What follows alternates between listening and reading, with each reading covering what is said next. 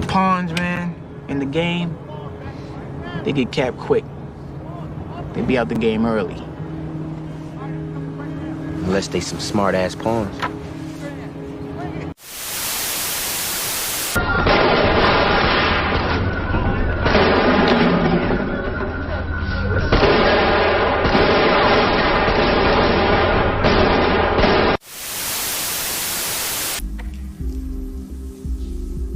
This is not meth.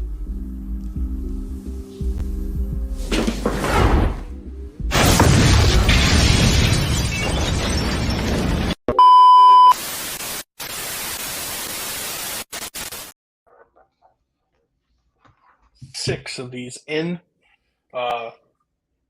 2 seasons down of one show, middle of season 2 of another show, and the start of season 2 because The Wire had to be extra in the first season. We're here. Mike hopefully will join because I shouldn't say this, that he's probably a huge fan of these 2 episodes because they're pretty questionable. But he's probably a big fan of these 2 episodes, so I hope he gets on. I hope he can talk about it. If not, we may set a 5-minute segment to next episode to let him get his opinions out on it. Back on the, we got I about said Mike. We have Matt. Matt, how are you, and how was your viewing experience of these? Again, we did Oz 2 episodes, Breaking Bad 4 episodes, Wire 3 episodes. So how was it? I'm doing good. I think this was actually a really good batch of episodes all around. I don't think there was really a ton of stinkers. I would think. I know definitely. We like I said, we ended a season. We got to start a season, and then Breaking Bad is still moving along there. Got to introduce some characters who we're going to love going forward and stuff. So yeah, it's a very good. I think it's going to be a good discussion this week. I hope the next person has his lawyer situation figured out about arguing and debating topics, because The Wire, the superfan of The Wire, Mark Menchaca, Oz Hader, and Breaking Bad. This is the run of Breaking Bad he said is meh. So I'm interested to get into that. Mark, how are you, and how was your viewing experience? Oh, yeah, I can't complain. I really like both of these shows, and honestly, there are things that I find really fun about the others. So, there is some fun to be had. Although, the longer we get into this show, our opening start, because we are 2 seasons down in one show, and we have still not gotten to the opening scene that we have from our opening credits. So, how much longer are we gonna get? Until I think that's season 4. That's a little bit away. Season 4. We got a little bit. I don't know what Nazari was thinking when he pulled that one. But don't know why. Season 1 segment of one show, season 1 of the other, and the season 4 segment. Yeah, I don't know, because the riot maybe he happened. Thought that was the riot. maybe he did. I don't know. Yeah, we're a while away. I'm doing great. By the time we left, we've even decided our season 2 shows of the show before we even wrapped in season 1. So we're happy about that. We're excited, looking forward. But on that note, we will go through Mark's favorite show first, because we're going to end with Oz because it was the season finale of season 2. And I think, Matt, you put in chat, Oz is guaranteed to have the best season 6. Is that? Yeah. Do you still want to stand behind that claim? Yes, because neither of the other shows have a season 6. So you know what? That's a valid point. That's a valid point. Buried the lead there. Okay, and so we are going to talk about The Wire first. It has 3 episodes. The Avengers have broken up. They have separated all across the city. I'm just going to get this away. The episode 1 of season 2 sucks. I hate it. I think it's the whole situation.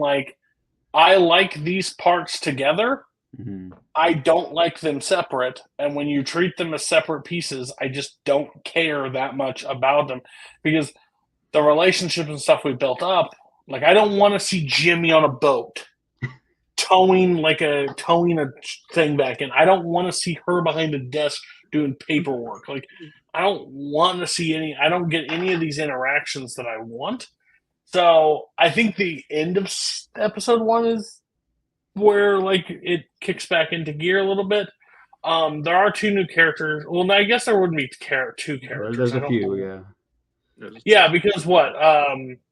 Who is the old the old captain? I don't know his job title. I'll check. You mean the guy who he's the father-in-law of Prez? Prez, yes, and he loves his stained glass windows, which we find out in this 3-part. It's amazing. This whole season pretty much happens because of a window. This man is going to move heaven and earth for that fucking window, and god damn it, everybody will go down with it if it doesn't get the stained glass window.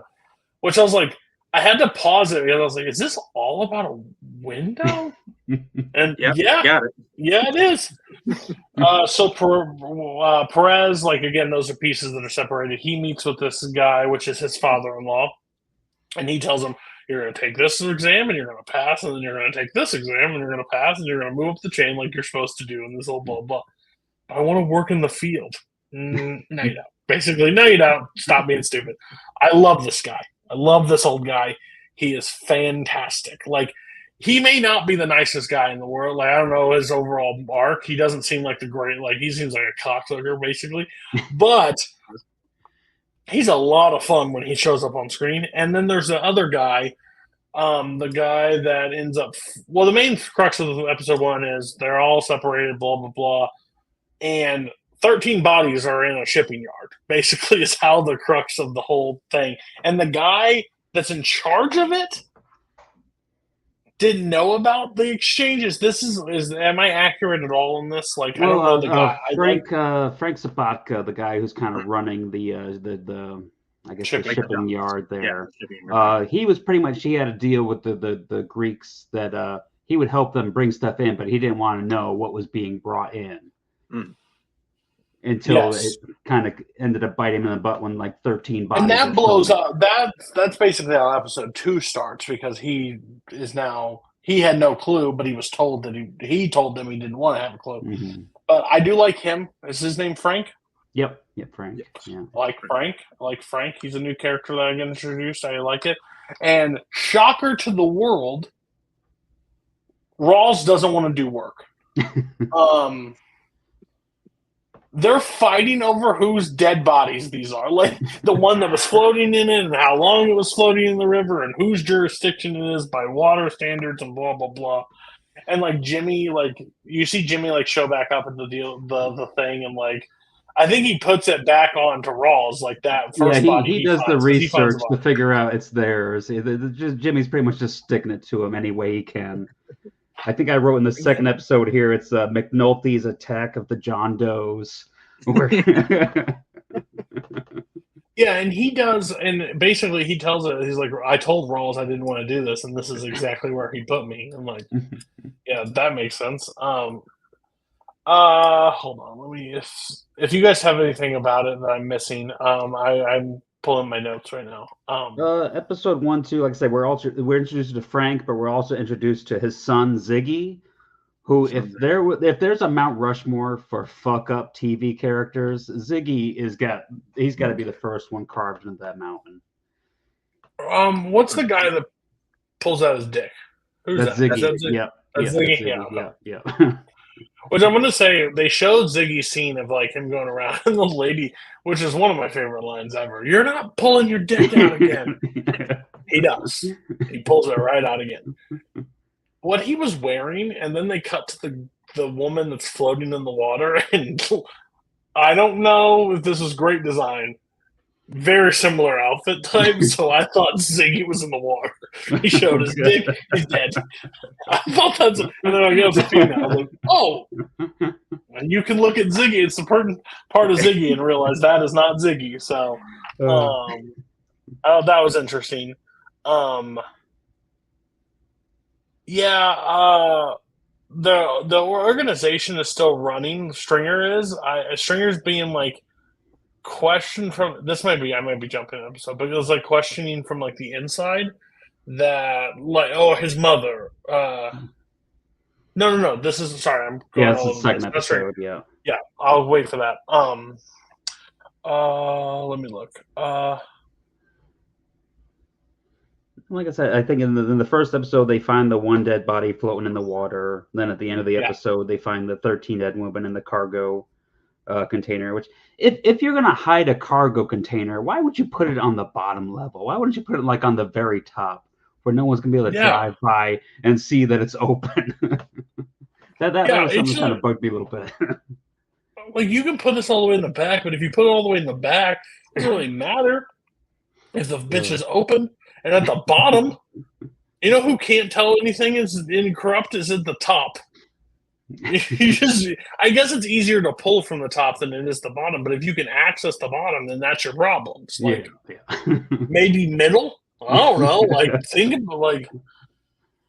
they store the 13 and like you body. said, pretty much we started the whole thing with Valchek and the window at the church where he wanted to donate one on the behalf of the police. The Irish police, but the Frank, he'd already donated one from the behalf of the shipyard there, so that kind of started the beef, and that's going to be kind of the catalyst for a lot of the stuff this season and getting the band back together. Yeah, because does he show? Is that this might also be episode 2? But is that when he shows up to Frank and talks to him? No, that's episode. No, that's in the next episode. Yeah, he talks to Frank.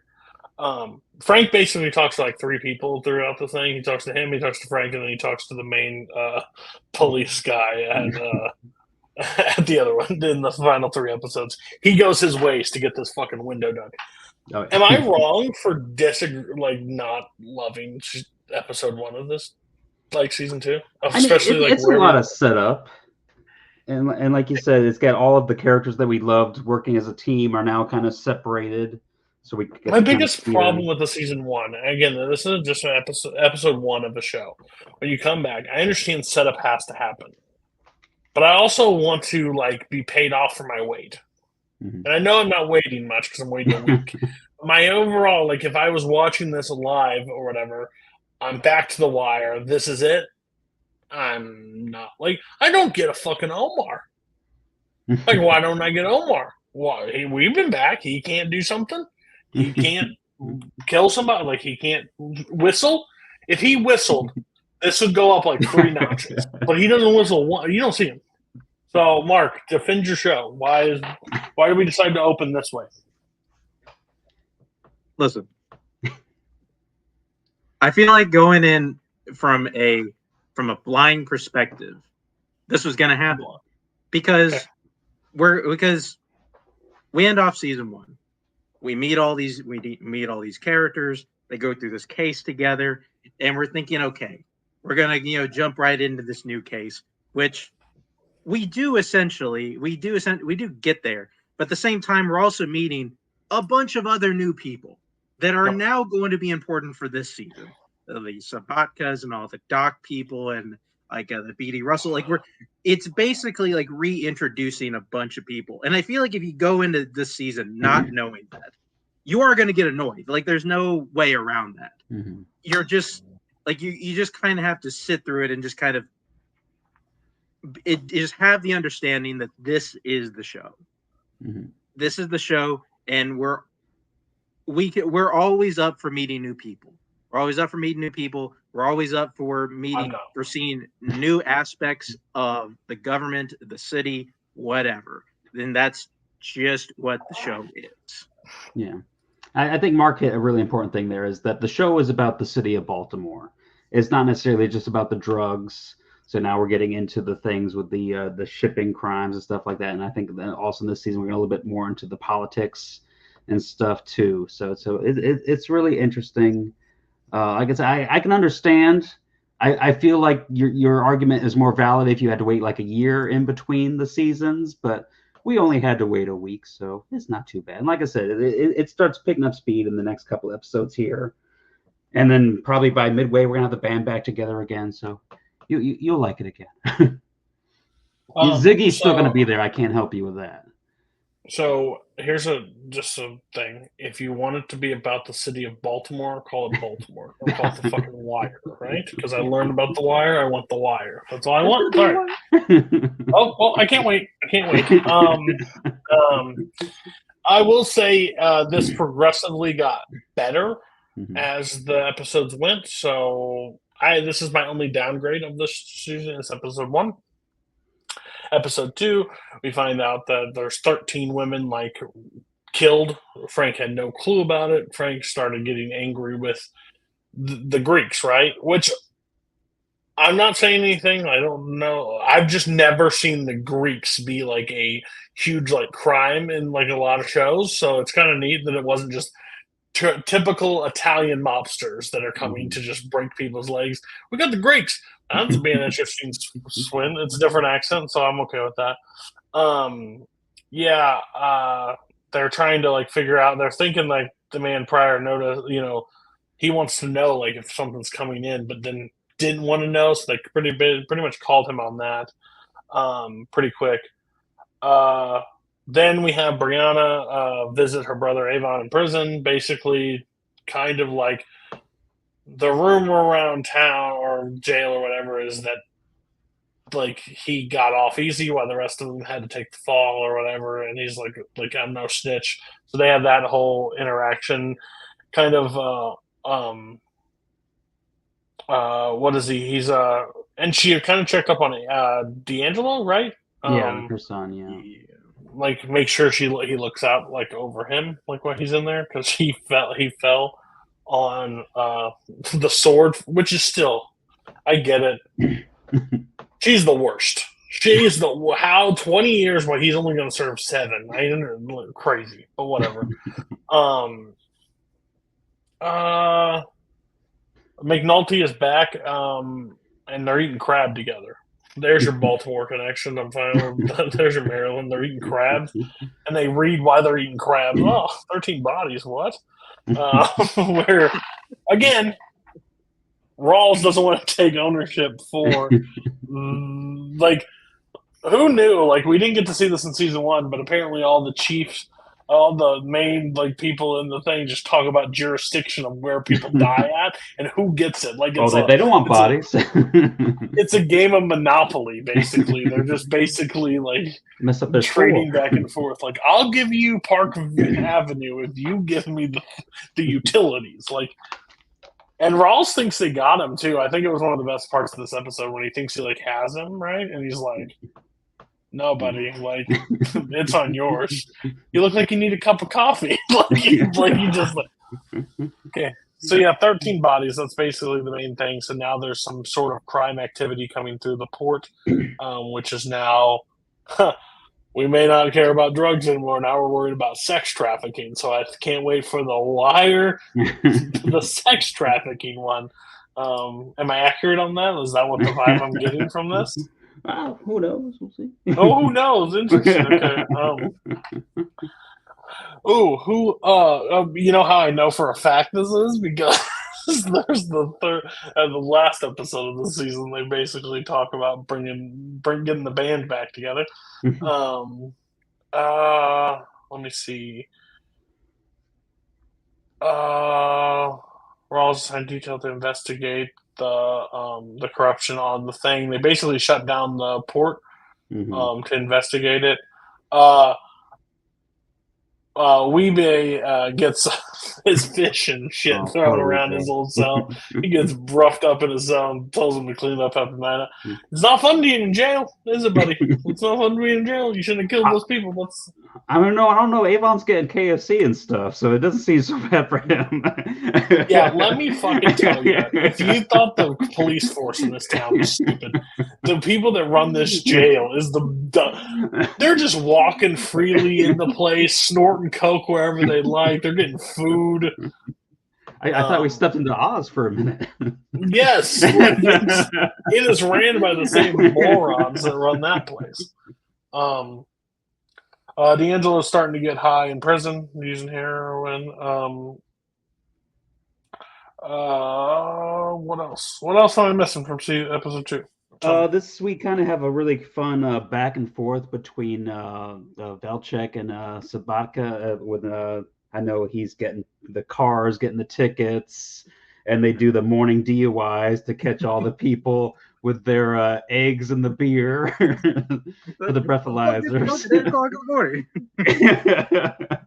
And then they steal one of the police vans and ship it off across the world.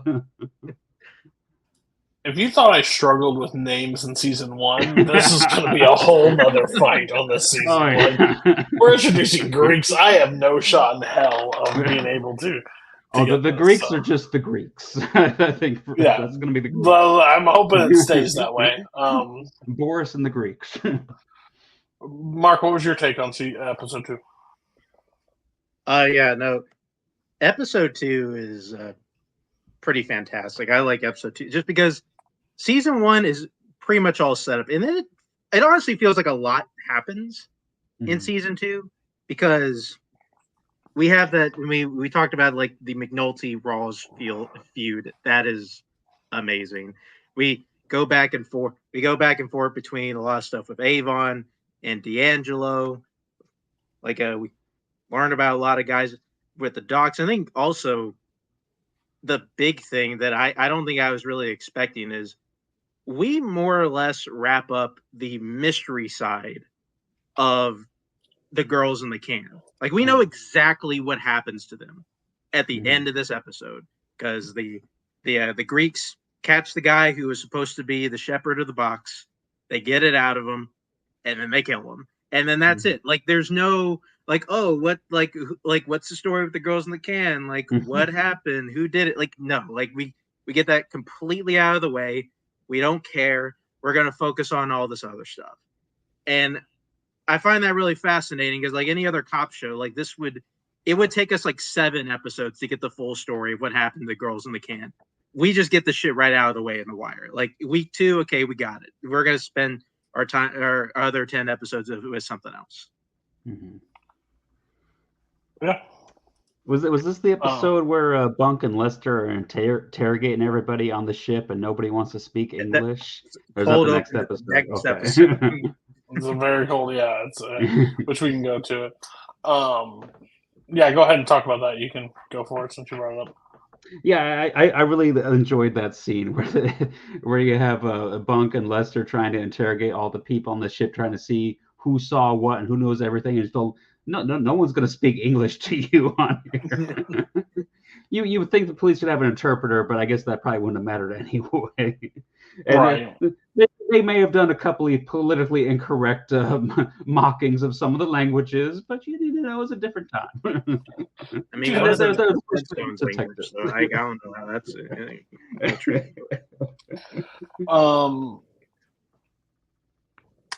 Frank is basically. I think we missed it. Maybe does Frank talk to the older guy on the last episode? Yeah, I think they talk in the last episode, and that kind of gets them going.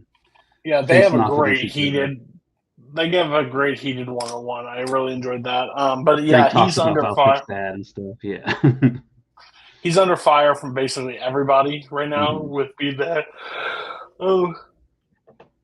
he's got the. I don't know what episode it is, but when he's interviewed, like he's in not. I wouldn't say even interrogating, but he's got that one guy there. He's like, we only took what everybody else after they took. How many did you take? He's like, 4.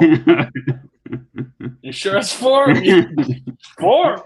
100%. Like, damn, man. 6 tops. 6 tops, right? The main thing happens is, I think, that the last scene, I think, is the big crux of this one. If the 13 girls were the other one, a guy fleeing from they were going to check the boat. He fled, right? And they hunted him down. They got him down, and the Greeks, they found him. They in the second episode, and they interrogated him to see what was happening. Is it the second episode? Yeah, that's the end of the second episode. Yeah. Oh, when they cut him down? Yeah. Oh, we didn't talk about that. Yeah, he cuts him, but basically just interrogates him, and I won't give The Wire a lot of shot. Probably one of the worst deaths in any show I've ever seen. Like this is That man does not know how to cut a throat. Like, I don't know if that's probably a good thing, He because probably doesn't then have you to do don't it know how very to. often. But it's bad. It was bad. But overall, brutal way. Who is that? Do we know who that guy is yet? Which one? The guy that shows up at the very end of it to talk to him, and He's the Greek. He's the the old head guy of the is. Greek. they just call him the Greek. He's just Kinda, yeah. For our purposes, he'll be the Greek. That's all I need to know. Everyone He's involved he's basically the head of it, right? Yeah. He's the head of that side. Okay. So, the third episode, in the prison, people, they're having some reaction or medical So what situation? happened with that was so the prison guard that's giving Weebay a hard time, Avon tried to talk to and reason with him. That didn't work. So now they pretty much worked with some of the people on the outside to give him some bad drugs to smuggle into the prison and sell to the prisoners.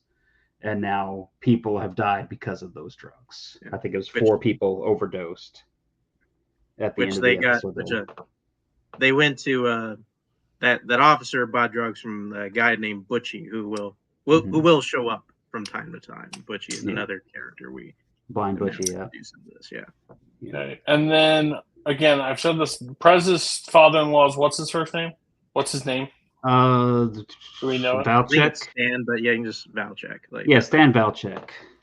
Okay, Stan. I don't like Valchek as much. Valchek will stumble me up at some point. Stan Valchek.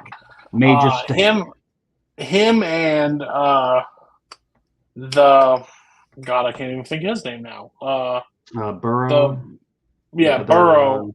Yeah. The main guy, basically, they have a heated exchange kind of over the Barksdale situation, and I have enough to throw at you over this Barksdale information, and basically uses it as a bargaining chip to get Lieutenant Daniels.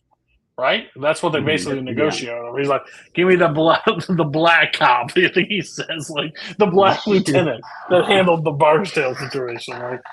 So he gets him to, I guess, work for him in that situation. So that's sounds like the band's going to be assembled again. I don't know if I'm reading too much into it, but looks like we're going to play a few dates together. Which we didn't even talk about that. Whenever they put together the first detail to take on the Sabatka case, and we get a bunch of people we don't know, Prez. And that guy who got kicked off of the last detail because he couldn't stop getting drunk all the time. If you thought they had bums on the first detail, it's even worse on this detail. Awesome. TV Chronicles, also known as Cody judges the police force. Yeah. What else did I miss from this? You missed Omar's got a new crew. We got Omar's Angels. Yes. Oh, we got Omar. Yeah, way better. Shot straight up. I think it starts basically pretty close to him.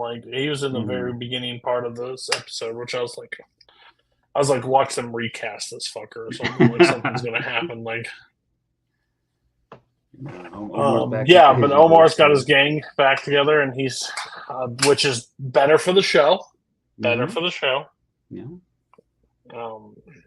What else I missed, Mark? Let's see. They're moving. Another character we got to see a little bit of in these last 2 episodes was the medical examiner. He's a fun character who's going to be helping out and as the show goes on, and he kind of helps McNulty piece it together. And of course, McNulty goes back to the precinct. He's going to be the hero who solved the case, but Lester and Bunk already figured it out, and they give him a hard time about it. And we missed in the last episode too that they made him take the 14 shots because they dumped the bodies on him. Yeah. Oh man, this again. I'm ready to. I don't know. I know the show I just wish we never said anything about season 2 because I just went in with lower expectations, which I should have. Yeah, but it we did tried not to help you. make my viewing experience too much. But like I said, I was actually surprised because I remember the last time I watched the show. I've only watched the whole thing through once. I haven't watched it as many times as Mark, but I know the second season was kind of the hardest one for me. But these first few episodes, I didn't think were that bad. So that gives me hope, kind of for the rest of the season, that maybe it's going to be better this time around. So we'll see. I just think as a whole, like it did bug me. I think it did bug me the first time around. We're kind of jumping into a whole new situation. But at the same time, I like all the new people we're meeting. I think they're interesting. The situations that they're in are interesting. And I kind of like that at the same time, even though we are focusing on the whole thing, I think they're doing it pretty smart by more or less focusing it on this one family of Frank Sabatka, his son Ziggy, and their cousin Nick Sabatka, who we hadn't brought up, who is living at his parents' house, is trying to like start a new life with like his baby mama and his daughter, and ends up trying to do some illegal stuff. I mean, in the third episode, like they stole that truck full of cameras. And fucking Ziggy taking a picture of them making the deal. But I mean, it does establish that the shipyard workers got a hard go because most of them are only working 1 or 2 days a week tops because of the seniority people taking all the spots. A really good part of this episode too that kind of shows kind of a little bit of Frank's character too is when the guy comes to him and says he's gonna have to quit and leave because he can't afford anything. He's missing all his payments and stuff. And he tells him, here's 20, go to the bar, have a beer and a shot on me. And he goes to the bar later, and then the lady there gives him a big stack of cash from Frank to kind of help him through the situation. So I think that was a really good moment for his character too. And I know that these episodes kind of really helped The Wire in the kill counts. It jumped up. We're at 28 kills. The Wire is now in the lead for kills. That's true. Won't last for very long, but good for them. Good for them. Yeah, I'm excited to jump in the next 3. Overall, not the greatest start I really wanted, but overall they had a hard thing. Again, I think it's honestly, if I had anything to say, I honestly think it's how they sold the end of last season. Like it seemed like it was a 1-part series. Like they closed it. I think they just closed the original one out too fast. Now, if it pays off and they do a really good job on the second one, like this thing, we're fine. But it just felt like we closed that book really fast. Now I know the pressure was to close it and the pressure was to do all the stuff. Like they weren't ever supposed to. I get all that. But still, I wanted more. So we'll see. I'll say for your sake, there's one episode in particular in the next 3 I'm pretty sure you'll really like. Very Omar centric. Very Omar. Okay, that's perfect.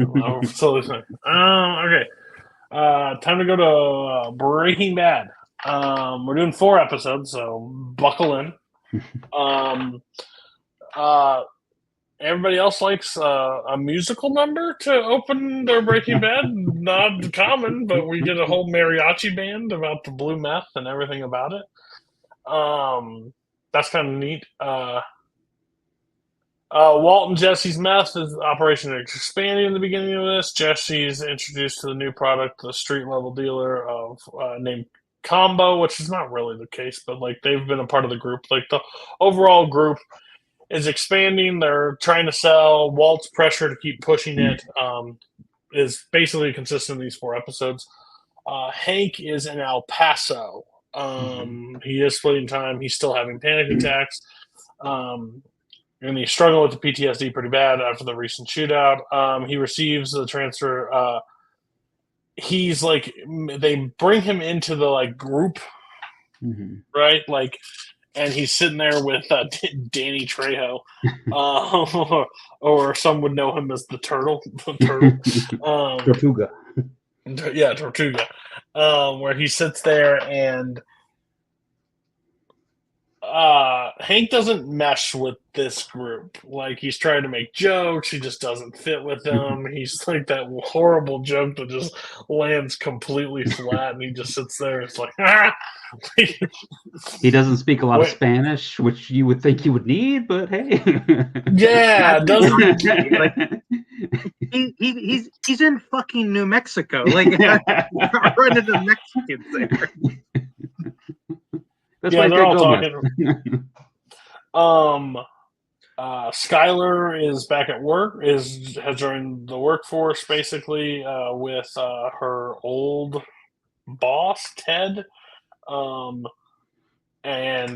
I put my notes here that Margaret, the assistant there, the secretary lady, probably hates Skylar more than Cody does. So that was interesting. Yeah. She definitely does. Because it was like in the previous episodes where she was talking about going back to work, and he offered her old job back, basically. And there's just weird tension between the two of them. Like, there's just weird sexual tension, and it is what it is. That's just the basic thing. Jesse and Jane's relationship is like of her new landlord. They're kind of like passing back and forth. Finds out that she's an artist and she's a recovering addict. She initially tries to keep her distance from Jesse. However, mutual attraction is growing and is building some sort of conflict. Conflict with the dealers. Waltz. Am I hopping? Oh. Right? No, because you said that, like, as you were saying, like, they met at like the museum, right? Like, yeah. Can you say some of that? Yeah. They did. Yes, he has to like walk around and does like all this. Walt was like doing like talking to you're Heisenberg, man. Like, the skinny people, they're just the dumbest group of people possible, and Walt has no business with any of them. But he does get excited that now they have a reputation as being a tough group of people you don't want to mess with. Yes, after the because ATM incident. Yes. And I think in this span of it, Walt finds out that the woman crushed they know, the more people know that the woman crushed the ATM on the head, not as much him. Walt Jr.'s getting bullied at school. Shocker. He's also got a terrible mouth, so like that's not a shock to anybody. I think the big crux of the very first episode of the thing is they do a mission. The DEA does a mission with Danny Trejo, the turtle, and they like are scouting the area. They're talking about Hank in Spanish, and he has no clue what it is, like what they're saying. They look down on it, and they see the head of Danny Trejo like moving. So they all get out there. It has like DEA like written on the turtle shell, like it's like they know exactly who did it.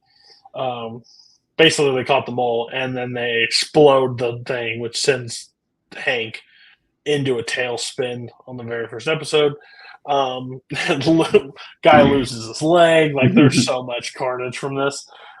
Which, if you thought the PTSD was, it's not going away anytime soon. It's there. So, what were you guys' take on the first episode? Basically, the second half of season 2. I thought Hank's adventure down there was a fun little detour, and that's fun, interesting stuff for his character going forward. I like the Jesse and Jane kind of establishing their relationship.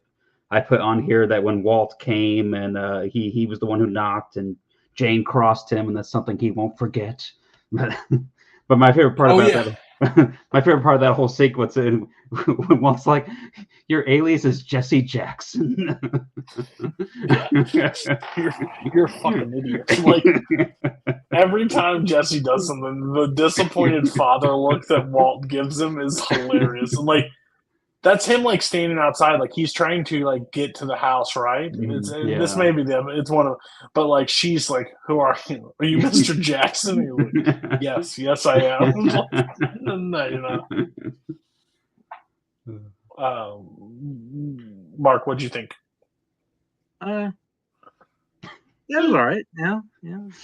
Is this where season 2 starts to take a turn for you? Yeah, please tell me. Yeah, you hated the the turtle explosion. That was just too much. It wasn't one of my favorites. Okay, like listen, I definitely like 2 of these episodes a lot that we're going to talk about here in a minute. Yeah. This one is like it. Like, listen, we're doing it's doing the dirty work, which is fine. Yeah. There's nothing wrong with that. But at the same time, it's like, okay, we're building. They're doing this stuff with Hank to eventually get here. We're doing all the stuff with Skylar to eventually get here, and same thing, Walt and Jesse to eventually get, which is fine. But it does feel like it. Like it did feel like this was an episode I felt like I was just kind of getting through more than just kind of enjoying. The one thing I did enjoy though was I don't think this really hit me in the last rewatch. I didn't really realize like how that sexual tension between Skylar and Ted was there from the get-go.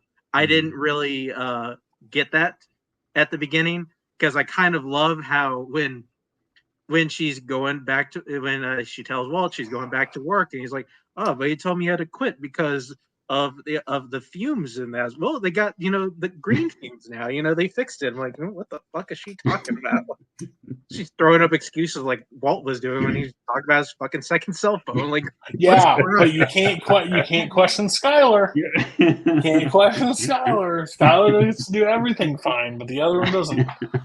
I get your point. I do think this is a building block episode. I think this is very similar to when, like, The Wire or whatever. When you have 13 episodes, you can't shoot your shot too quick. And I think, like, this is a great introduction because I think the next episode that shares the name with another TV show is absolutely fantastic. Next episode's Better Call Saul. We get to meet the absolute icon that is Saul Goodman. Basically, the main thing is Badger gets arrested. That's one of the main things. Like, by the way, DJ Qualls there. Badger got played so bad. I have to tell you on the call. The funny thing is, yes, he gets played, but the best part is he gets his feelings hurt because he's like, you lied to me, man. I thought we could hang out. Like, this sucks, man. Like, overall. So he gets arrested. Walt and Jesse have concerned about him being arrested, of course, because they overall don't think. Skinny Pete recommends Saul Goodman as a lawyer. Basically, I love how they have to decide to go in, who goes into, which I still just don't understand how Walt can even agree to any of it, because Walt's the one that doesn't fit this lifestyle. So why the fuck would Walt be the one to go into any place, right? Well, it's not fair that Jesse has to. Yes, it is 100% fair that Jesse has to. He's the one trying to cover this one. Jesse has Jesse's still selling chili powder, fucking man. If it isn't for Walt. I love Jesse's line though that you don't need a criminal lawyer, you need a criminal lawyer. Yes. Basically, Walt is sitting in Jesse's office, where it's like the most traditional injury cheap lawyer that you could possibly basically find. Sitting there, he's of course used disguise. He ends up talking to Jesse, Saul. Basically they're doing the interrogation of Badger in the room, and Hank's talking him down, and Saul shows up and basically is like, "Oh, I know you're not talking to my client right now, when you're supposed to." And he's sitting there. Basically, Walt sees it pretty clear. Saul sees it pretty clear. Give up Heisenberg, give up what did he say? What's the plan? So he wants somebody just to take he'll just rat out the situation. He'll get free time. He'll give him something he needs to know and moves, but doesn't realize that the person he's talking to is literally Heisenberg. At the situation. Just doing. He's like, that won't work. Sure, it will work. What are you talking about? Of course it will work. Like, buddy, or just shank him in prison. Like, one of the two options. Like, it's a real which simple plan. Walt probably wouldn't be too upset about that, but Jesse's No, not because the greatest scene, the greatest like no lines ever is like we can just shank him in prison, and Walt like looks at Jesse, and Jesse goes, Like, no. "Not happening." Like, but Walt's like, "We can just do it, like if you want. Like, I have no problem." Basically, then they end up kidnapping Saul, right? Like the whole situation. They end up they kidnapping take him, him out to driving the desert. and Saul, being who Saul is, like turns around and like talks his way out of the situation because they don't do it, and notices that Walt is coughing. He's like, Mhm. and like says the name. He's like, take off the mask, like just give. And then he's basically talking to them, and he's like, give me $1. Mhm. Both of you give me $1 right now. You want the client a lawyer privilege? Like, give me the buck, and we can make this official. So he basically comes up with a better plan because they're basically going to have a guy fall, like take the fall for the situation, Mhm. which is the best, the convicted criminal, basically. So they end up setting up Badger is greased to turn in Heisenberg. If he does the sting and gets Heisenberg, so Hank and the group are all sitting outside the place. Badger sits on the thing. Well, who sits next to him? A bald guy that is not the guy that they set up for the kill. And Walt and Jesse are at the scene, just parked behind her, and like they're panicking, like trying to figure it out. So Walt like flips out, and of course he drives around the corner. He's like, "Get out and tell him to go to the other bench." He's like, "What the fuck are you talking about? Tell him to go to the other bench." And he drives around and goes, "Hank, how you doing?" Like he interferes while they're able to set the situation, get the deal done, and him go to jail. Everybody is like, "Oh, we got him, everything." There's one person that does not buy what just happened, and it is Hank. After the deal is done, Hank is like stayed there on the set, like just staring at the situation, like this doesn't make any sense. Like this is not what was supposed to happen. So Redeems himself. he is not comfortable with what the situation was, basically, but Walt and Saul come to an agreement, and Walt realizes how much this situation is like costing to do things like this way.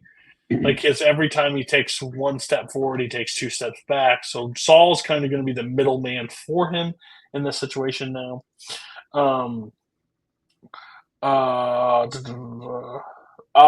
Shocker, everybody. Skylar's is now just not worried about Walt. She's now a little shady of what is happening at Ted's work. Like financial shit's a little not making sense, which I don't fucking understand. If you're doing this shit, you don't hire the person that's not a part of the group so far to do the bidding to look at your books. Because you think she's hot? She's pregnant too. Like, what are you doing, Ted? Ted, you're a moron. Like, makes no sense to me. He knows her. He thinks he'll be safe. Jesse and Jane's relationship is increasing. Basically, we see them holding hands, and currently these 4 episodes, not a shocker, they start banging. That's just what ends up happening.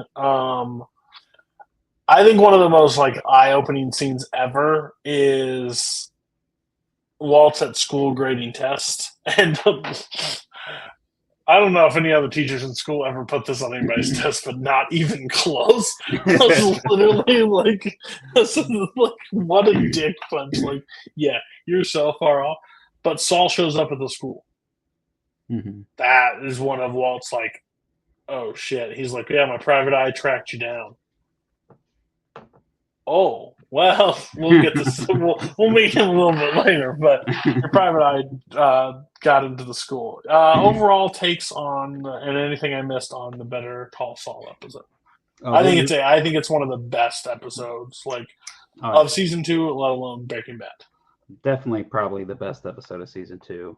One scene that you missed there towards the beginning is when Walt goes over to talk to Hank when he's having a rough time coming back from the explosion part, and Walt gives him a great pep talk that's going to really kind of come back in future seasons when Hank starts putting stuff together. And then the other part, when they take Saul out to the desert, he says, "It wasn't me, it was Ignacio. And did Lalo send you?" And what's great about that is it's just a simple throwaway line for this here, but then in Better Call Saul, they build like 3 seasons off of just that one line. So it was awesome to see that there again. Terry Gilliam, I swear, is like an insane guy. Mark, what was your take? Yeah, I'll say this: is this sort of another like filler episode? Kinda, but it's really fun. Like, I'm not gonna say it's not really fun. Like seeing Bob Odenkirk as Saul Goodman is just great. Like it's very obvious why they decided to do a spinoff series just from the jump. He has so much charisma with this character. We like seeing him on screen. He's just so much fun immediately. And yeah, it makes this episode go by pretty well. And like it's just a really fun way just to meet a new character like that. I like overall like it. Not really like a ton of issues with Better Call Saul. It's just it's a super fun episode, and also like I am not super well versed on that on Better Call Saul. I did know enough to like Lalo and Ignacio. Okay, as a super fan of Breaking Bad, I've never watched it, so like it's one of my blind spots. But because I was so nervous always because like I like to keep them separate. Like it's hard to go back into that world without like a Walt.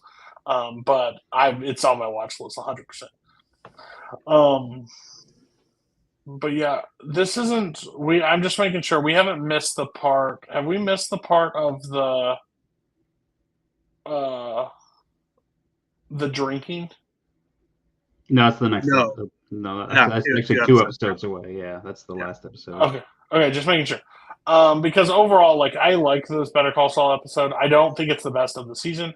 I think the final 3 episodes are absolutely like where we get way more into the drug trade that is just insane. And we get to see Walt's like brutal like situation. Walt's health scare, basically medical examination, doctor's recent scan concerning a spot in his lungs. Walt changes up his little situation of Walt's urgency to get more because he basically is talking about laundering money with Saul, and Saul tells him basically how much that's going to run him and cost him. He's like, well, cook more. Simple as that. Like, cook more. Like, duh. So he basically lies to Jesse, tells Jesse, he lies to Skyler, says he's going to go visit his mom, lies to Jesse and tells him the methylamine is going bad, which I think is hilarious. Jesse's like, oh shit, man, yeah, let's do this. So, and he was going to go to the museum to look at vaginas. That was his selling point. I don't know if Jane thought like he's the future husband of the year, but his selling point was you want to go look at painted vaginas. Like, yeah, let's go, buddy. He's all board. They basically go into the desert to cook. They cook out this massive 19 pounds of this meth that they cook over the span of time. And he was like, told you it's like $600,000 like a piece if they sold it like correctly. Turns out Waltz wants to still cook. See, and this is where it's like going into it. He sat down after Tuco basically and told him like, this is how much I need. Like, this is how much. He's very close to that number in that aspect. He ain't happy with it. Like, he wants more and more and more. Jesse tries to convince him, like, hey, we'll meet back up. I don't have to drop you off till 2. Like, we can just keep going. We'll just come back. Let's have a day off. Let's just chill. Jesse leaves the key in the ignition of the car. That's not where he wanted to leave them. After Walt yells at him for leaving it in the workstation. I wanted to put them on the counter. One of the best. That's not where I wanted to leave it. I wanted to put it on the counter, bitch. And he's like, "You're so fucking stupid." Like, he just says all this shit. He gets angry with him. They have a generator.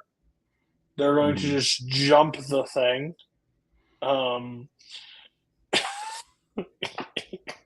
He dumps gas all over this bitch. Like, there was more gas on the outside of this equipment than inside the equipment. He was covered in gas. He ends up going to light it, like to start it. It bursts into flames. Walt goes inside to grab the fire extinguisher and put out the fire. Jesse just takes the drinking water. Big old cooler. Dumps it all over. I think we should applaud Jesse for quick thinking. I love Jesse. I can't defend him on that one. Dumps it all over the thing. Ruins the generator, right? Also Walt's ruins having water. No drinking water. The heat, the exhaustion, the hopelessness, basically. And Walt doesn't want to use his phone because Skylar's looking at the call reports. So basically, like, he knows if he's got it, he's got to be quick with it. All these different things with it. They end up calling. I don't know who he calls. He calls somebody. It was Skinny Pete, right? Yeah, he calls Skinny Pete. They basically talk to him like where to go, and he's like, which is the most confusing directions over the phone of, hey, I need to pick something up. Skinny Pete does not have a piece of paper, does not have anything to write any of this down. It's probably high. He's high as balls. And then they call him back at one point where Walt's like basically just leading into the depression that he's going to just die out here and going to be miserable. He calls him and goes, yeah, I'm over the river. He's like, okay, cool, you're almost here. Walt goes, what river? Shit. So he doesn't end up getting there. There end up basically Walt's like finally like the possibility he's just going to die in the desert. Like, that's where he's kind of at. Like, trying to ensure, talking to Jesse, like trying to ensure that he'll take care of like the family after the aspect because he thinks he's just going to die there. Last ditch effort. They basically. I mean, if he's going to die, Jesse's going to die too. So I don't understand the point of that conversation. 100%. But I love it. It's like, come on, man. You know science? Like, do something scientific, man. Like, we got all these parts. Let's build a robot or something. Also, do we want to talk about this most bullshit thing that happens? The biggest plot hole in this entire season? Walt tells Jesse to go shopping for the glassware. How the fuck does he get more glassware of the most insane contraptions possible of this situation? They were hunting down at the school for him. Where did he get this glassware for a meth cap? Like, this is like state of the art, like 5 boilers like in the thing, like everything. I was like, this is the biggest. There's an Acme Labs nearby that they can go get stuff from. So. In the stretch, like they're driving to the desert and none of that shit fell off or broke or anything. I just don't buy any of it. But either way, they take the final attempt. They're going to build up this like batteries, coins, everything. They're gonna basically jumpstart the car. Basically, they end up jumpstarting it. And they jumpstart it and they get it back. This is one of those classic episodes that they do in TV. It's called like the no cost episode. Basically, don't use any of the supporting cast really, and just use the main 2 and save all the money for future episodes.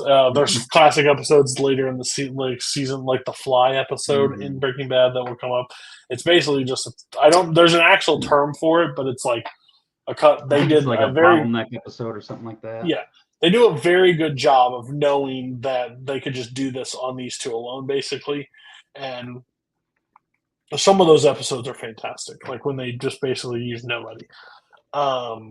They do use them at the very end because upon return, Walt learns from his doctor that the Skylar's a fucking idiot, okay? I fucking hate Skylar. And you all know this. Like, my hatred for her is even more and more every time she goes there. They're sitting there and they're talking about the cancer results, right? And his response is, yeah, so in your case, I'm looking for about a 25 to 35% reduction in thing. Yours is 80%. Everybody in the room, even fucking Marie, understands. Skylar's like, is that good? To be fair, Marie's a nurse. Okay. Hank's a fucking moron. Hank's I mean, stupid. she's in disbelief. No, we're not She defending thought was gonna Skylar. die. We're not going to defend her. I'm defending her now because in the future I'm not going to be able to. Okay. Basically, his cancers went into remission. Everybody is happy about this except one person, and that is Walt. Walt is not pleased. He ends up beating the shit out of a something metal in the thing. It could be a soap dispenser, a paper towel holder, something. He beats the fuck out of it. He's angry. I think it's just a mixture because what he's building, he wants to be able to escape the situation. I don't think he's fully. He does not want to stop doing what he is doing currently. Like, and this is like a key that he would have to stop doing what he's doing if his cancer goes away. That's what I picked up on. At this point, it's more that he just feels like he did all this and he didn't really need to. So he's yeah, I think there's a mixture. Yeah, right. And then the next episode, he comes to the realization that he wants to do it. It's not that he needs to do it. I think it's a 50-50 battle in his head that, man, I've crossed this road now. But the thing is, he's never felt power like this before. Mm-hmm. And I think it's a tie. Like, I want to do this. I don't just need to do this. I want to do this. Mm-hmm. Overall take on this episode. I think this episode is really, really good. But I personally, I think this is my favorite episode of the season. I love 4 Days Out. It's amazing. Them cooking out in the desert. It's great. It's really fun. I know, like I don't know if you guys remember this. I know MythBusters a while ago. They did like a whole Breaking Bad episode trying to do like all the stuff that kind of the weird stuff Breaking Bad. I don't think they ever did. Hey, can I, jumpstart my car with like some sponges and a bunch of screws and bolts? Like I don't remember them doing that. I kind of wish they would. I want to know if I could be able to do that. Just be fun, fun how to. But I mean, for me, it's all about the ending, which I don't think there's any altruism or good and at all on Walt's head. He has now jumped into this world.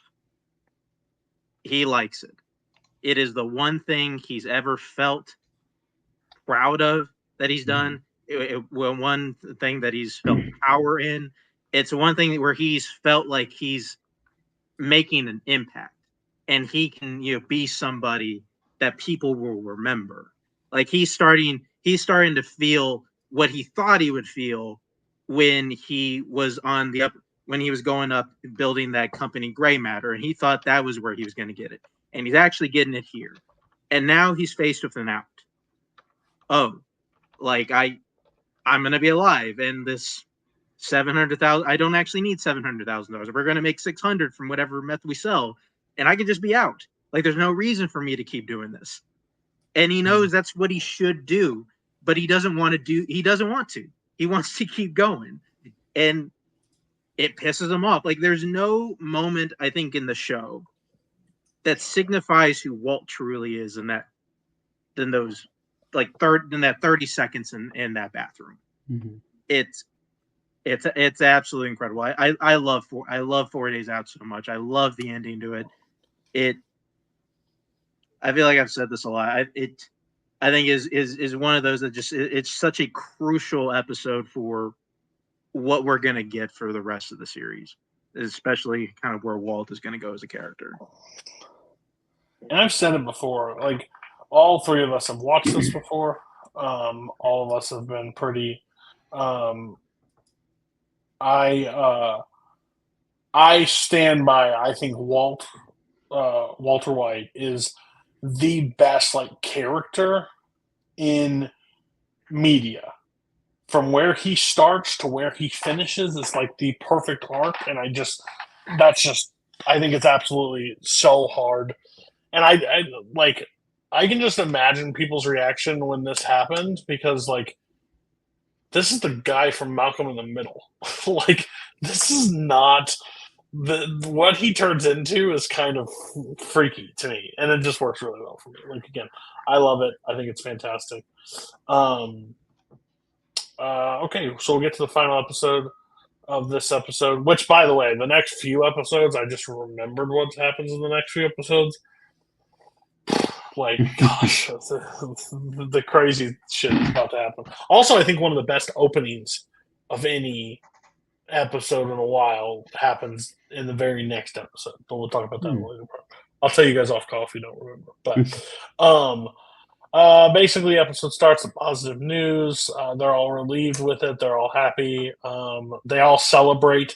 They throw a party at Walt's home. During it, he is heavily drinking to it, and he allows Walt Jr. to take part. It's him, Hank, and Walt Jr. I think his family gets a first glimpse at Heisenberg at the party. Hank basically is reading the situation. Basically, he takes the bottle away. Is like, "Hey, we're good." Walt is not going to allow that in his house. Give me the fucking bottle. Basically, stands up, give me the damn bottle. And he's like, "It's all right. I'll talk to him." He's like, "Now." He just not mess around.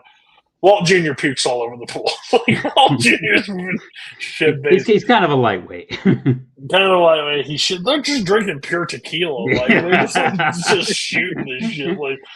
I know it's New Mexico shit, but holy fuck! What are we just doing? The heat and just down in tequila as it's going. And this kid has cerebral palsy. It's a plastic bottle. It's not exactly top shelf stuff. That's true too. Basically, they're all drinking. He shoots it. Walt does the sit back and stare while he's still drinking it while everybody's taking care of Walt Jr. Despite the good news of Walt's health, Walt has a sense of dissatisfaction. He seems like with his life, and he wants to continue with the meth business. That has not changed him at all. Skylar's job continues, and she keeps finding shit about Ted's businesses. But there's a sign she's throwing pins on the fucking ground and shit like that. Ooh, hey, bitch, your husband has cancer at home. I know you don't know he's a meth head yet, but he fucking has this. Jesse and Jane's relationship gets increasingly where Daddy shows up to Jane's house. Jane is oh shit, runs around, talks to him, has the whole thing. Jesse comes out on the porch and I'm like, fucking Jesse, Jesse can't read a room. Yeah. Not at all. The motherfucker. She fucking ran out of the house. All right, well, if she wanted to introduce me? If she introduce you, she would open the fucking door to your apartment and say, "Hey, this is who I'm seeing right now." No, not a chance.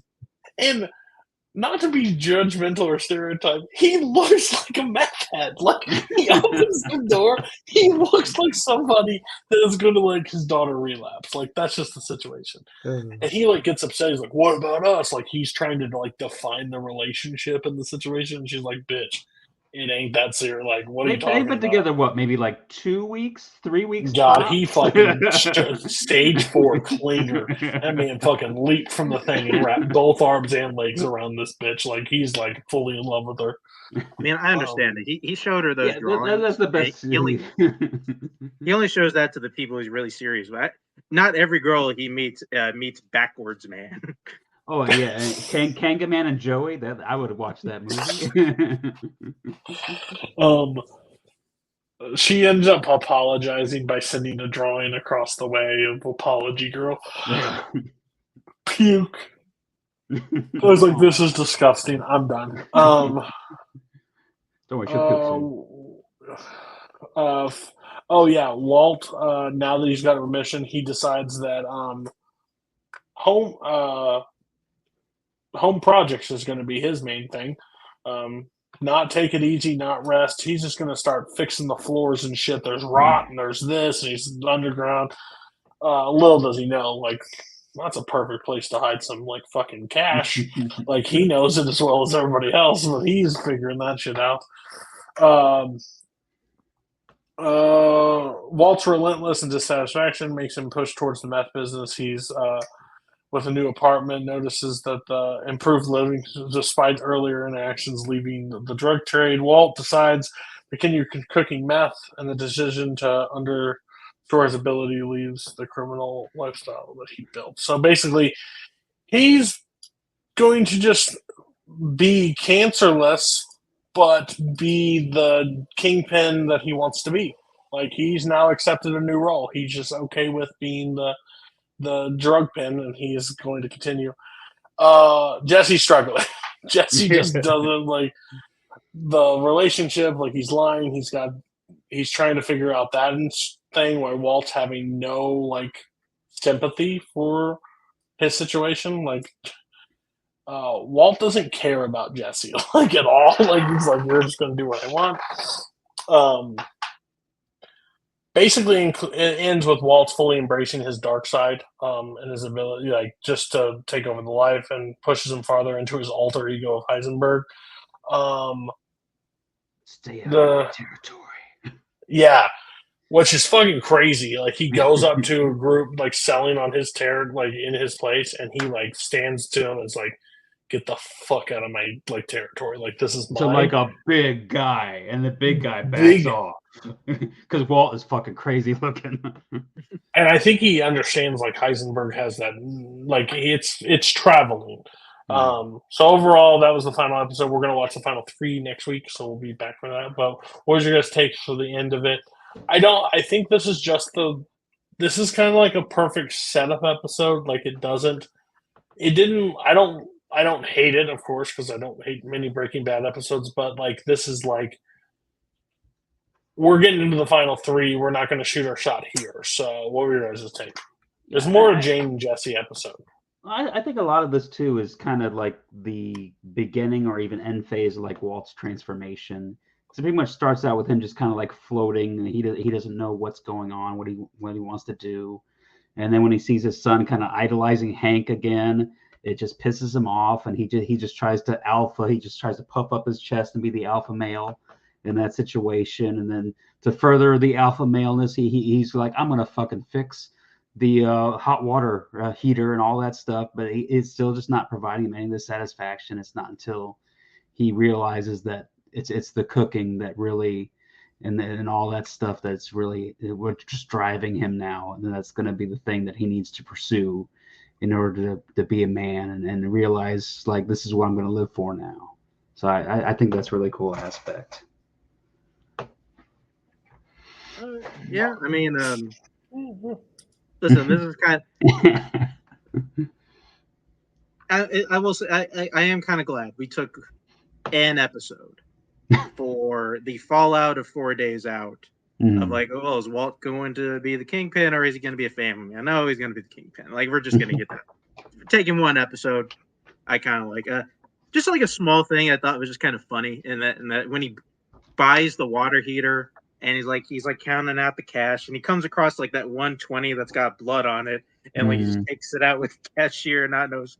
So that was a little funny. I mean, I can kind of break this episode down into 2 parts. One part which you already talked about, which is the stay out of my territory part, which is a legendary part. It's great. It's maybe one of the best endings of an episode from the show. It's awesome. And then it has one just uncomfortable scene to watch. I can either watch that drinking scene but no volume, or I can hear it but not see it. I can't do both. I just cannot get through that. It is so Secondhand embarrassment. It is so goddamn uncomfortable to get through. it stresses me out so much. Like I just don't see how any normal person could have this interaction with their family and not just want to puke. Like it just, oh, I guess in some way that's what makes it really good. It's just like I can't get through it. It like I'll watch some really fucked up shit. I watched the Coffee Table a couple days ago. That was some fucking wild out there shit. This was worse. All right, like I just cannot get through this fucking scene. I love too the next day where Walt Jr. is just like so proud. He's like, I took the 3 shots. I hung with you guys. Not going to mention the throwing up in the pool part, but you know. Yeah, it's crazy. But I don't disagree. Okay. Final season 2, we'll do Oz. Man, episode 8 of this season is a pretty rough thing to watch overall, but we'll get to the first one. Basically, I think the first one is the first one about it's kind of about the priest, right? And like their new ruling for the sexual offenders list, right? They're having that whole conversation. They basically set it up to set up the second episode as well. They're kind of like co-themed. But basically, shocker, it's been a thing like since I've been growing up. I don't know about you guys, but like people that mess with children in jail don't have great lives in jail. It's been like the constant. I think it's a theme in like every prison show or every like cop show ever that if you mess with children in any way, your life's just not going to be the greatest in jail. But basically, that's the main crux of this one is like even like Father. What's his name? Ray? Not happy because there's a priest inside there. He took advantage of the kids, but they're basically, which is really fucked up, basically, from like the warden's perspective, and everybody's like just or the sisters like just give him a chance, like just talk to him, like can't he have his own like principles? Like you deal with him. I don't want to deal with him. Like I have nothing good to say about the man. So basically, there's a priest in there. He is getting out. He's going to set free. He wants to like talk to the cardinal and get like basically, I guess, forgive for what he did. Like help him back into it, which is burning up one of his contacts for no reason. Adebisi is going through it in these 2 episodes. Does his dad? Is that his dad? Is that confirmed dad? Like, what situation is that? I don't think it was his dad. I think it's just somebody that could possibly be his father. What did they do to you? Yeah. Basically, he gets angry. He's violent or whatever, and now he's finding a world of like being passive, like because of his. You missed kind of the inciting incident was where he was talking with the girl, and then he actually goes to see her.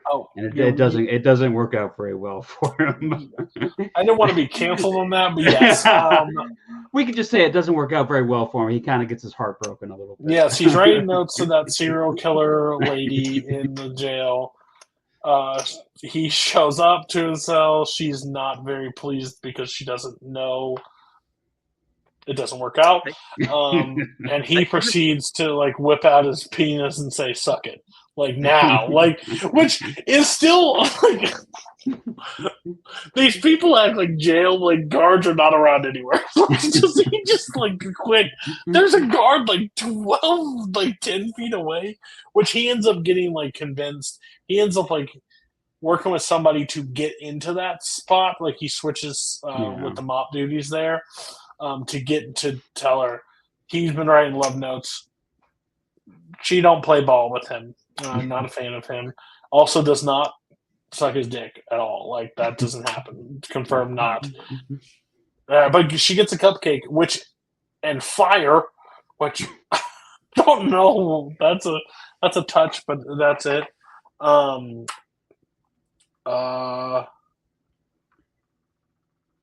Oh, I love the one I read like on the synopsis on one of these is like McManus is like having struggles with maintaining order inside Oz.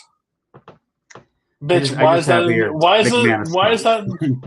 Why is that in the synopsis of this episode? That's the synopsis of the series. He doesn't know how to get order. Yeah, McManus sucks. Like, McManus is becoming, like, the worst, like, in the show. Alvarez struggles. He's not Mexican enough. He's too white, yeah. He's too Hispanic. He's not enough Hispanic. He's got too much white in him. He's like, I can't fix that. Basically, Alvarez gets put on a no-win situation. Basically, either be a part of this group and carve out this guy's eyes, the guy's eyes, or they're going to end up killing it, like for not following the order. Basically, is how it's going to end up rolling for him. So he's in a no-win situation. O'Reilly has like, of course, I don't know why he thought this was a good idea, but basically O'Reilly's brother is now sentenced to Oz for killing Nathan's thing. He is in Gen Pop with Schillinger. Schillinger takes him under his wing, basically, and basically does the Beecher treatment to him. O'Reilly goes to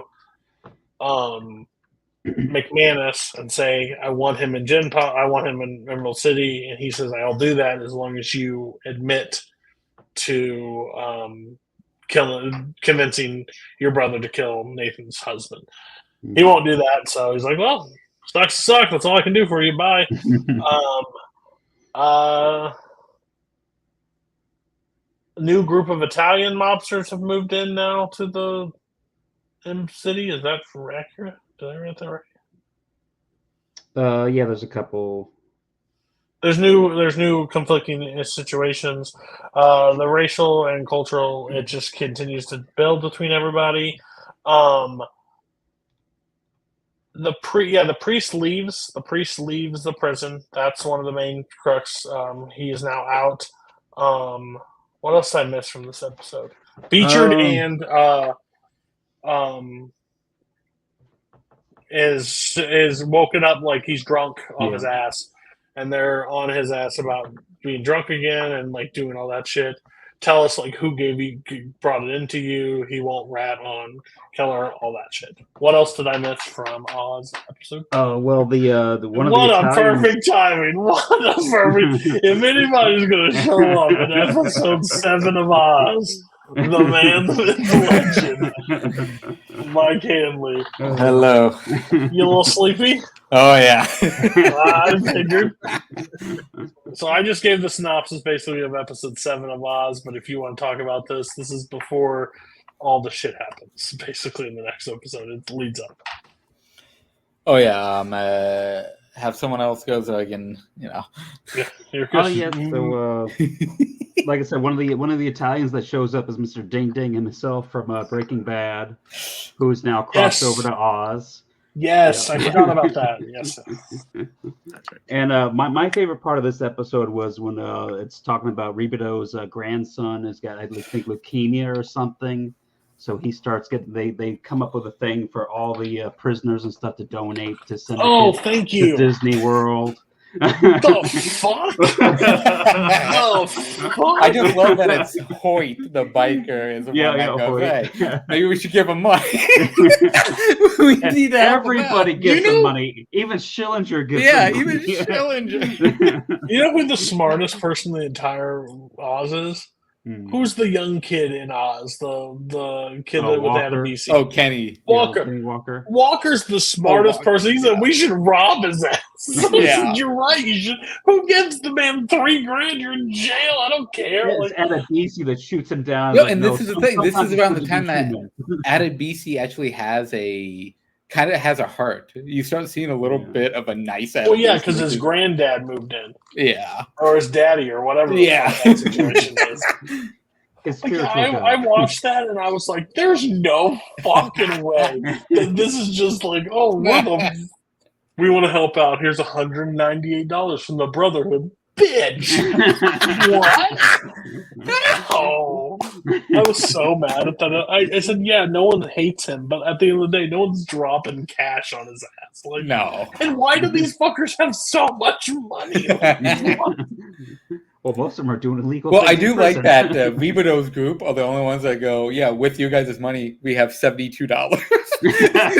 Like between the fucking four of them, they have no money, but everyone else has a shitload of money. I can give them. And they never show Beecher give him money. They show everyone else give him Well, money. Beach is kind of drunk for most of this. That's true, yeah.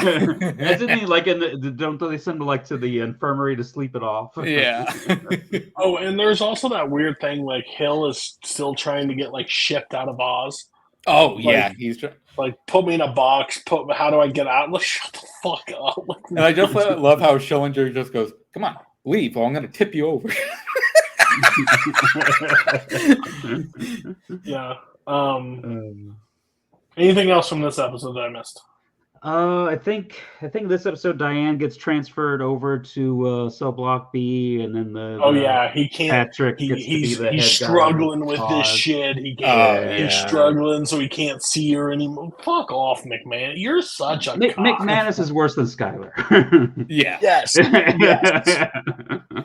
Because like all the shit that's happening is your fault. You take no ownership for it, and then you're going back and forth. You're like, "Hey, you want to fuck me? Oh no, I can't be around you anymore. Time to transfer you." Oh, this bald, skinny. This is like the guy that created the show. He's like, "Oh, I need to sleep with two of the hottest women in the show, or the only two women in the show. Let me have sexual relations with both of them, and then I'm going to play hard to get like I don't want either." Fuck off, McManus. You're such a bitch. I made a note here too. Was it Hoyt who ended up going into jail for beating the shit out of a guy at a video store? Yes. Yeah. The big tattooed guy. Tattooed guy, because he's taking forever. He's like, "Hey man, get back in line." He just pulls over and beats the fuck out. Which is some of the most unhinged thing ever. Like, I could be watching this movie tonight, or I could be going to jail. I'll just go to jail. Like, you're such an idiot. Like the fact that some of these people go to jail, like the one guy that like turned the old people around just to stab them for some fucking reason. Going to jail now. Sorry. And you can't even like this is before Grand Theft Auto ever like was a big deal. So like, yeah, you can't blame video game violence. These fuckers are just idiots. Oh, I think the other thing this episode too is that Poet ends up back in jail again. Oh yeah, because Saeed goes, "Yeah, I helped Poet." Yeah, he's headed back to jail. He killed somebody. Why'd you shoot him 6 times? I want to make sure he's dead. All right. You know you were free, right? Yeah. And to be fair, he was probably going to pull a gun on him, so it's self-defense. Fucking sucks to suck. The guy with the rap sheet's going down. Oh, is it this episode or next episode that Saeed denies the? That's the next. It's episode. It's next episode. Okay. Yeah. So the next episode, the big crux of it, I would say, this is the moral of the story. I want to teach everybody a life lesson here real quick. If you are free from jail, don't come back to jail. Especially if you're a pedophile. Oh, yeah. This guy's a pedophile and survives all this time in Oz. I can't find a place to sleep. Can I stay here tonight? Yeah, but you have to sleep in the cell block. You have to sleep in general population. Warden, are you fucking crazy? They couldn't give him like an air mattress, like in the chaplain's office or something, like somewhere. What? The cafeteria. He's got free reign. Why does he had to like adhere to all like the prisons? Crazy. Absolutely one of the this prison should be shut down tomorrow. This is the biggest group of idiots I've ever seen in my life. But okay, that's my life lesson for everybody. I feel a lot of things happen in this episode. A lot of things. Adebisi's daddy goes down. Yeah, he gets stabbed because they don't like who Adebisi's becoming when he's come, so they stab him, and then they stand there and just stare while Adebisi goes and finds him. But you don't want to go somewhere else. I don't know. You're gonna get in trouble for it. I guess they don't care at this point, but they stab him. What they're trying to do is they're gonna try to blame it on Adebisi. Yeah. Oh, right. Fair. That's probably fair. McManus is still a bitch. That doesn't change in this episode either. He doesn't know what to do. If any of us were this bad at our jobs, we'd be let go. Still keeps his post, so that's fine. Alvarez is trying to figure out the situation with stabbing out those eyes. We'll get there in a second. We're going to save those two crucial... Well, let's just go to those two crucial points. Let's just start to it. Alvarez takes the eyes of the cop. Yeah. In one of the most brutal-looking scenes of all time. Oh, yeah. When that door opens and those eyes are revealed, you're like, fuck. He cuts in both eyes. So Alvarez is on the run. They don't know where to locate him. He's running places. He's with Ray. And how did he hide in the prison? Or what? Like, first, can we address that? Like, how come they couldn't? How come it took him an hour and a half to find him? Place ain't that big. And he's a prisoner. Like, what do we? We think he was in the ventilation shaft. I'm not sure, but they didn't think to check the chaplain's office. Fucking idiots. It's like these people are fucking stupid. The Aryan brothers have a problem with the pedophile guy. They moved back into the cell. Basically, and when you're free and you move back in, maybe don't pop off at the leader of the Aryan brothers. Yeah. I'm no different than you, is what he says famously. So one of the hardest scenes to watch in Oz, they hold him down and they crucify him to the gym floor, which I don't know, but I understand that big bastard that is the cop. Oh yeah. If that doesn't scream, besides not being bald, does not scream that man may be in with Schillinger. I don't know. And McManus is the dumbest motherfucker ever. Because every time something goes wrong, like, oh, who did this? Or, I'm finding out, sir. He goes, I'm going to find out. I'll do it. After the third time, he starts to suspect. Oh, he does start to suspect him after that last time. Also, in this exact same episode, the mole and the old guy get moved out of the cell because he decides to, and he just goes to McManus and goes, hey, I'm going to move him. And he's going to justify. He's like, all right. Don't you want to know why? No, I trust you. Wrong, motherfucker. You don't trust anybody. Do you realize you just fired half your CO staff because of the situation? Not only that, the one Aryan guy refers to Bruce Willis as Bushman. The Nazi guys go down in the hole. Yep. The old people are sitting there and going, I think we need to tell them that the support beams, we took out the support beams. Why the fuckers are in their closed down cells during lockout? When are we going to tell them? We can't tell them anymore. It closes down. The dumbest part of this entire episode, they pull out these bodies and they start screaming, these CLs, if we find one more goddamn tunnel in this thing, blah, blah, blah. No one goes to the guy named the Mole?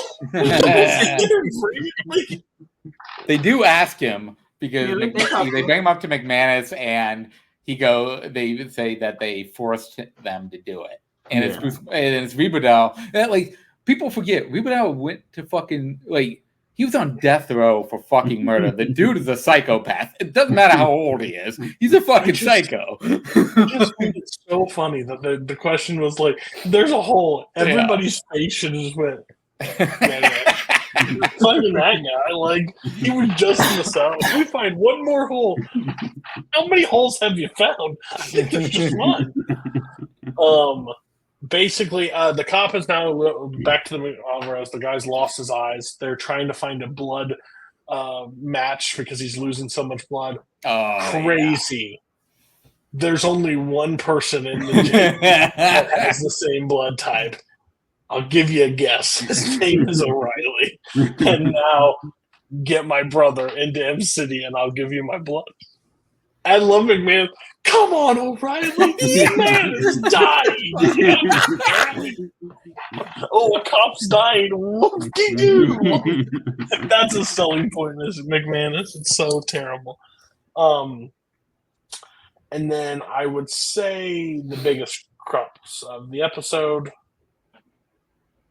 Beechard goes to Keller, and then they fought, they're like, I'm not dealing with you, Beechard. He's like Keller's denying him. making him sad, making him all thing. They meet in the gym. When he gets into the gym, Keller and Schillinger are like, haha, like buddy. And it was a whole setup.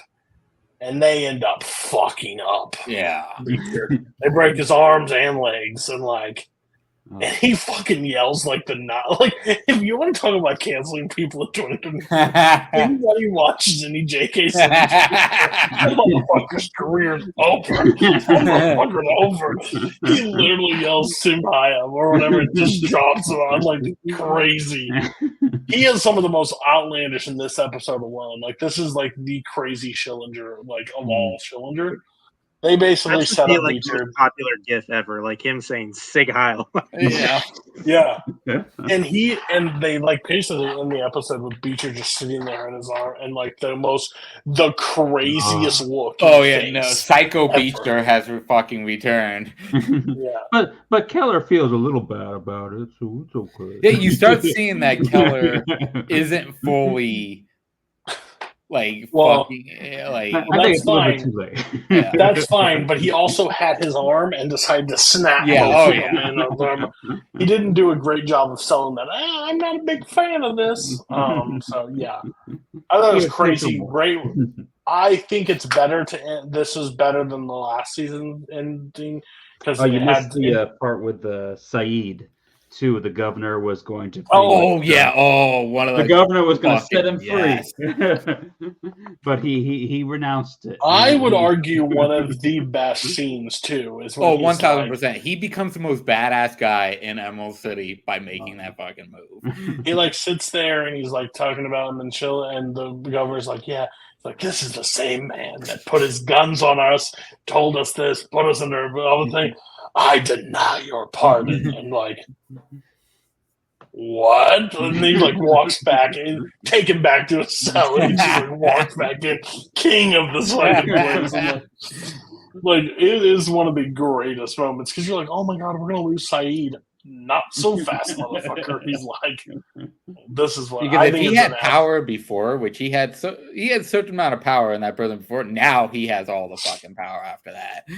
Yeah, it's an absolute great way to end it. Set up in the 7th episode, closes in the 8th. I think they're pretty 2-part.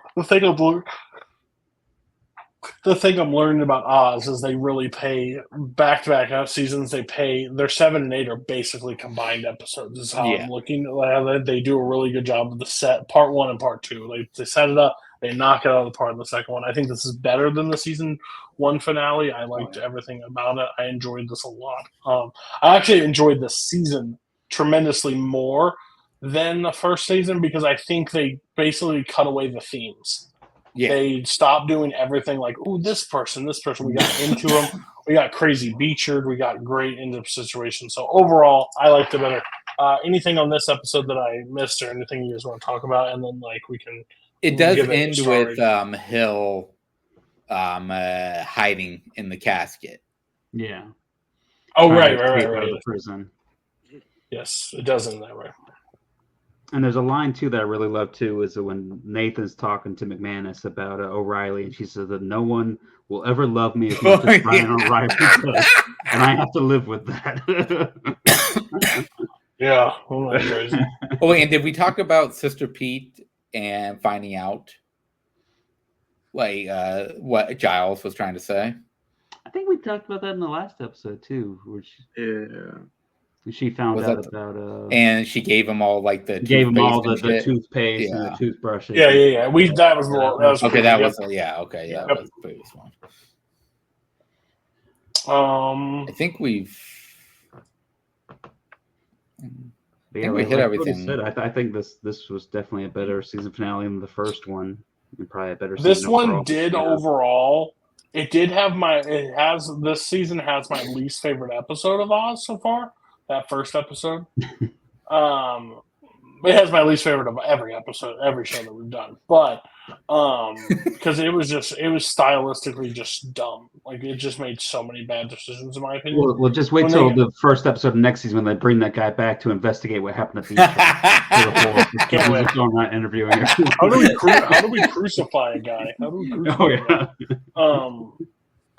yeah, but overall, I think this season just built after that episode. They basically just changed the directive and like went back to M City and let these characters just play. So, Mark, what was your take? You're huge. So everybody knows you're a big Oz guy. Big eyes, big. Love it. Yeah. Episode 7 was fine. We got there. I liked episode 8 a lot, though. I think episode 8 was it was a really big step up, I think, from what we were seeing. We had a lot of characters get a lot of neat, like a arc, kind of an arc closure on there. I think for the most part, like the show's been kind of critical of Alvarez's character. Alvarez is a very interesting go of it for these last 2 episodes. The Beecher stuff really takes off. Schillinger stuff really takes off. Even though, fucking Patrick Starr, I don't understand why Patrick Starr wasn't in the scene that you were talking about, where that guy comes to him, hey, we gotta switch the pods. Like he shows him the Aryan Brotherhood tattoo, and then in the next scene we see him, an Aryan Brotherhood tattoo is on his back. Yeah, which maybe people not everybody knows an Aryan Brotherhood tattoo. Anybody who works in a fucking prison should know what the Aryan Brotherhood tattoo Oh no, they do ask him about it, and he goes, it's for his he tries to play it off as this was me in my childhood. What the yeah, it's psycho shit. It's like psycho shit, but if I walked up to somebody reading Mein Kampf at the end of the day, I don't care if you just doing it for casual reading. I don't trust you anymore at that point, What's that swastika doing? Just had it when I was 13. Yeah, I'm not gonna trust you at all anytime again. But me and some pals just mucking about one night, we flipped a coin. He was going to get a Christ. He was going to get a Jesus tattoo. I had to get an Aryan. I had to get a swastika. It's kind of crazy. I know. Weird. Kids being kids, The fuck? No. Yeah. It's the dumbest prison people ever. What would we... I also like how Saeed, he got clemency to get out of prison, even though a year and a half before he started a riot. I thought that was hilarious. The governor's started a riot. And he blew up a building with people in it. Probably has more death on his hand than most people. And he's like, yeah, you're free to kill. The main reason is because the governor wants nothing to fucking do with him. He's tired of that. So he wants him out of that fucking prison because of all the chaos he fucking does. And he's like, nah, bitch, I'm staying. Yeah. So that's so what would we give season 2 on a rating scale? We gave the first season. Mike showed up at the perfect time to give ratings. Famously, it was 3.5 stars on the last one. Do we think it's eclipsed that, or is it at the same mark? Mark. See, like I did that? The same mark. Mark, what's your rating? Good God. No, that's probably next season. There was God. We did feature some God on this one. I do think as a whole, I think I like the first season a little bit better. I think even though I think this one has bigger size. I don't I'm sitting here listen, I like the stuff that I like in the show, and it's like 60-40, and the 40 you like really the themes. You like the themes. We get more in the gas. I know, as the show goes along, we really put our foot on the gas pedal here. We kind of did do that here in this season, but I'm gonna give it 3 stars. I think I gave the first season 3.5. I'm gonna stick with 3 stars. Okay. Mike. Oh yeah, this is a great fucking this is a great fucking season. It's 5 fucking stars. I didn't even have to hear your mouth to know that answer. Matt, I the mean, man of the I think people. overall it's definitely an improvement of the first season. But now that I'm thinking about it, I don't really remember a whole ton from like the first half of the season. But it finishes strong, so I'm gonna bump it up. I think I gave the first season 3.5, and since I can't give it 3.75, I'll give it 4 stars.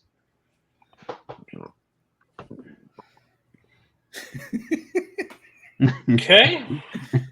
By the way, I just want to say that's one of the most bullshit statements I've ever heard in my life. Of like, I think it's better. I think, yeah, I'm gonna go 4. I'm gonna go 4. I think it is better than that, and I think that's the overall like vote gets there. I think it's overall better than season 1. It stays away from the themes. Beecher is more developed and has more of an anger, and there's just more of these characters that we've known has more of an arc. The first episode sucks, but overall it was smooth sailing after that. So 4 stars. So it's tied with Breaking Bad season 1 right now, but I will talk about this at the end when we rank season 2 of Breaking Bad, which will be next week. With that, kill counts. We didn't ask kill counts. Wire moved up to 28. We learned about that. Yep, Wire moved up to 28. Breaking Bad is still really slouching. I think they got 9 kills. That's going to be corrected here very, very soon. And pretty much next episode. Oz is actually behind the Wire now. They're still at 24 kills. So right now, Wire is in the lead. Yeah, because Beecher went to the infirmary and they saved the cop and they saved the crucified guy. So yeah. There's only 3 deaths in this last episode. Okay, so that is it. We'll be back next episode where we finish season 2 of Oz. We'll start season 3 of Oz. We will finish Breaking Bad season 2, and we will get into 3 through 6 or 4 through 6 of The Wire. Jimmy on boat detail. So on that note, we will see you next week.